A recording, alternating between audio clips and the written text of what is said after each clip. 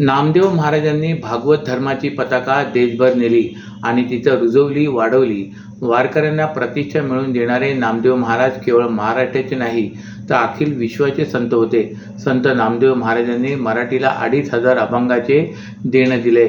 ज्ञानेश्वर माऊली, संत तुकाराम, संत नामदेव महाराज यांच्या रचना या मराठी भाषेत आहेत. त्या मराठी भाषेला अभिजात भाषेचा दर्जा आपल्या कारकिर्दीत मिळाला याचे समाधान आहे. यात हे संत साहित्य भारतातील 14 भाषांमध्ये पोहोचवण्यासाठी जे जे आवश्यक आहे ते करू अशी ग्वाही शिवसेनेचे मुख्य नेते व राज्याचे उपमुख्यमंत्री एकनाथ शिंदे यांनी दिले. श्री क्षेत्र पंढरपूर येथील संत नामदेव महाराज जन्मस्थान वाडामधील श्री केशवराज मंदिरात उपमुख्यमंत्री शिंदे यांचा काल संत शिरोमणी श्री संत नामदेव महाराज पुरस्काराने सन्मान करण्यात आला.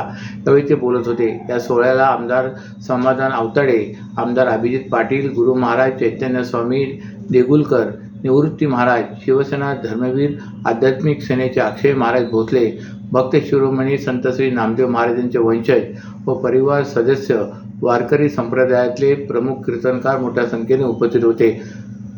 शिंदे म्हणाले की यापूर्वी अनेक वेळा मी पंढरपुरात येऊन गेलो, पण आजचे वातावरण बघून मन भरून गेले. संत नामदेव महाराजांच्या जन्मस्थानी हा सोहळा होतोय.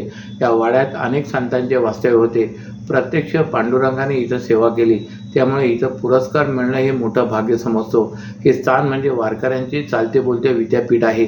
नामदेव महाराजांच्या नावे हा पुरस्कार म्हणजे कृतार्थ होण्याचा आणि नतमस्तक होण्याचा आजचा क्षण आहे, असे ते म्हणाले.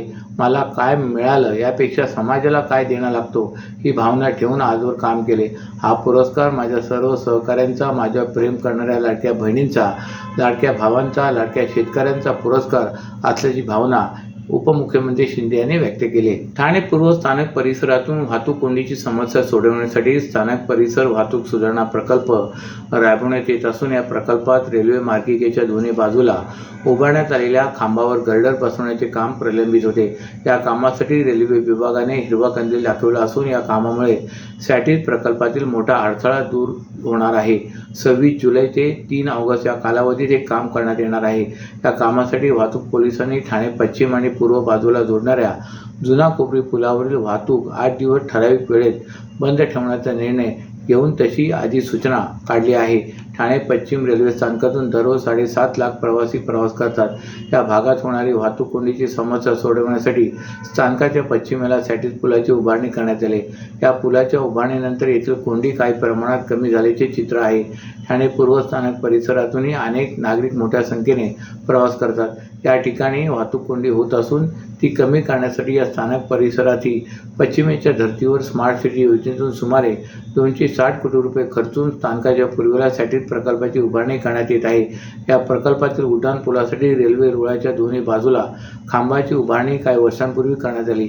मात्र काही तांत्रिक अडचणींमुळे या ठिकाणी खांबावर गर्डर टाकणे शक्य होत नव्हते.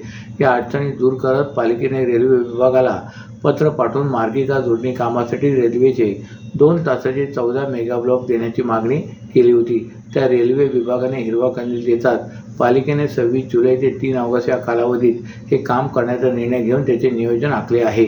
ठाणे शहराच्या मध्यवर्ती भागात मासुंदा तलाव आहे. शहराच्या आकर्षणाचे केंद्रबिंदू असलेल्या या भागाचे काही वर्षापूर्वी सुशोभीकरण करण्यात आले होते. या ठिकाणी काचेचा पदपथ, रोलिंग आणि LED दिवे बसवण्यात आले होते. परंतु अनेक ठिकाणी काचेचा पदपथ, रोलिंग तुटलेल्या अवस्थेत आहेत. ते LED दिव्यांची दुरावस्था झाले. तलावाच्या सुशोभीकरणाच्या दयनीय अवस्थेवरून काँग्रेसचे पालिका प्रशासनावर हल्लाबोल करत तातडीने दुरुस्ती करण्याची मागणी केली. नागरिकांच्या वाढत्या तक्रारीनंतर ठाणे काँग्रेसचे प्रवक्ते राहुल पिंगळे यांच्या नेतृत्वाखाली शिष्टमंडळाने प्रत्यक्ष पाहणी केली. यावेळी शिष्टमंडळात सेवा दलाध्यक्ष रवी कोळी, शहर उपाध्यक्ष बाबू यादव, ब्लॉक अध्यक्ष निलेश पाटील, ब्लॉक अध्यक्ष नुरशीद शेख, युवक काँग्रेसचे लोकेश घोलप आदी यावेळी उपस्थित होते. त्यांनी येथील वस्तुस्थिती उघडकीस आणले. ठाणे शहराचा मानबिंदू म्हणून असलेल्या शहराच्या मध्यवर्ती भागातील मासुंदा तलावावर काही वर्षापूर्वी स्मार्ट सिटी अंतर्गत भव्य सुशोभीकरण करण्यात आले.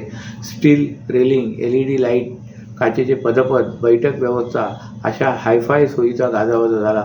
पण आता या सर्व सुविधांची धुळदाण झाली आहे असा दावा काँग्रेसचे प्रवक्ते राहुल पिंगळे यांनी केला आहे.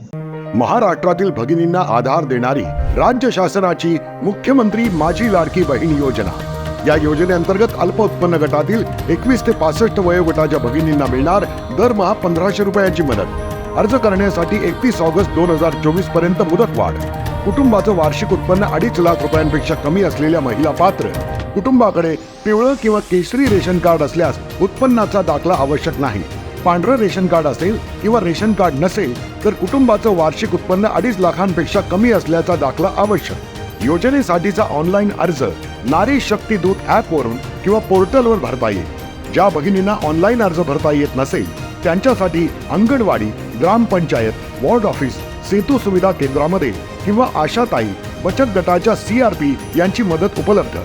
आता आपल्याला अभिमानानं म्हणता येईल, सुखी आणि सुरक्षित आहे माझी लाडकी बहीण।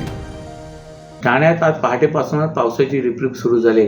आज सकाळी 8:30 वाजेपर्यंत 44 मिलीमीटर पावसाची नोंद झाली। या पावसामुळे शहरातील मुख्य तसे अंतर्गत मार्गावर वाहतूक कोंडी झाली। पूर्व द्रुतगती महामार्गावर कोपरी पूल, मुलुंड टोलनाका येथे वाहनांच्या रांगा लागल्या होत्या। त्यामुळे मुंबईच्या दिशेने निघालेल्या नोकरदारांना वाहतूक कोंडीचा सामना सहन करावा लागला। मुंबई नाशिक महामार्ग तसेच शहरातील इतर मार्गावर देखील वाहतूक संत होऊन कोंडी झाली होती। ठाणे शहरात पहाटेपासूनच पावसाला सुरुवात झाली। ठाणे महापालिकेच्या नोंदणीनुसार सकाळी 8:30 वाजेपर्यंत 44.95 मिलीमीटर पाऊस पडलाय। ठाणे शहरात अनेक ठिकाणी रस्त्यावर खड्डे पडलेत। पावसामुळे वाहतूक संत होऊन त्याचा परिणाम रस्ते वाहतुकीवर बसलाय। पूर्व द्रुतगती महामार्गावर हजारो वाहनांची वाहतूक मुंबईच्या दिशेने होत असते। त्यामुळे सकाळी माजिवडा, तीनाथ नाका, कोपरी पूल भागात वाहनांचा भार अधिक असतो। सकाळी या मार्गावर मोठ्या प्रमाणात वाहतूक कोंडी झाली होती। येथील वाहतूक कोंडी सोडवण्यासाठी ठाणे वाहतूक पोलिसांनी मुंबईहून ठाण्याच्या दिशेने वाहतूक करणाऱ्या 2 वाहिनींवर अडथळे तयार करून या वाहिन्या मुंबईच्या दिशेने वाहतूक करणाऱ्या वाहनांसाठी उपलब्ध करून दिल्या। त्यामुळे ठाण्यातील वाहतूक कोंडी सुटली, परंतु मुंबईच्या दिशेने व घोडबंदरच्या दिशेने वाहतूक करणाऱ्या वाहनांना अरुंद मार्गिका उपलब्ध नसल्याने मुंबईहून ठाणे, घोडबंदर, भिवंडी, नाशिक दिशेने वाहतूक करण्याच्या चालकांना कोंडीचा सामना सहन करावा लागला। ठाण्याच्या टेंबीनाका परिसरात बनावट जन्म प्रमाणपत्र आणि शाळा सोडल्याचा दाखला देणारे रॅकेट ठाणे नगर पोलिसांनी उद्ध्वस्त केले। पोलिसांना माहिती मिळाली की ठाण्याच्या टेंबीनाका येथील आनंदी आश्रमाच्या मागे बनावट कागदपत्रांची देवाणघेवाण सुरू असल्याची माहिती मिळाली होती।